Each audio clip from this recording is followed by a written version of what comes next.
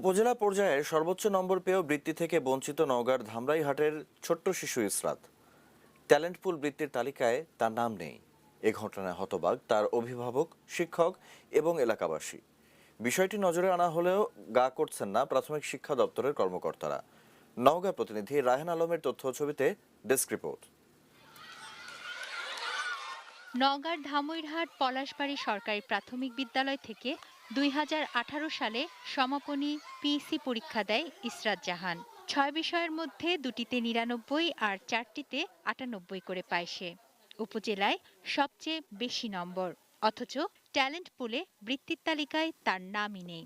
আমার মেয়ে ৫৯০ পেয়ে থানা ফার্স্ট হওয়ার পরে বৃত্তির রেজাল্ট আসলো সাধারণ গ্রেডে। আমার মেয়ের রেজাল্ট ট্যালেন্টফুল হওয়ার কথা, কিন্তু কেন হলো না?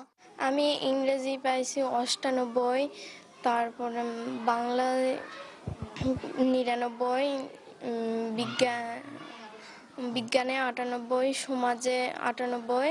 ইসরাতের চেয়ে কম নম্বর পেয়েও ট্যালেন্ট পুল তালিকায় নাম এসেছে অনেকের।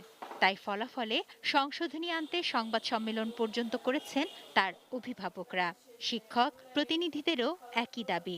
বাচ্চাটা মানে কোথায় কি হলো, কিভাবে কি বাচ্চাটা কেন সাধারণে আসলো, অবশ্যই এটা সঠিক তদন্ত সাপেক্ষে ব্যবহার বেরিয়ে আসুক। তার ন্যায্য প্রাপ্যতা আছে, যেহেতু তার নাম্বার ৫৯০, সে ট্যালেন্টপুলে বৃত্তি পাক, এটাই আমার কামনা বাসনা।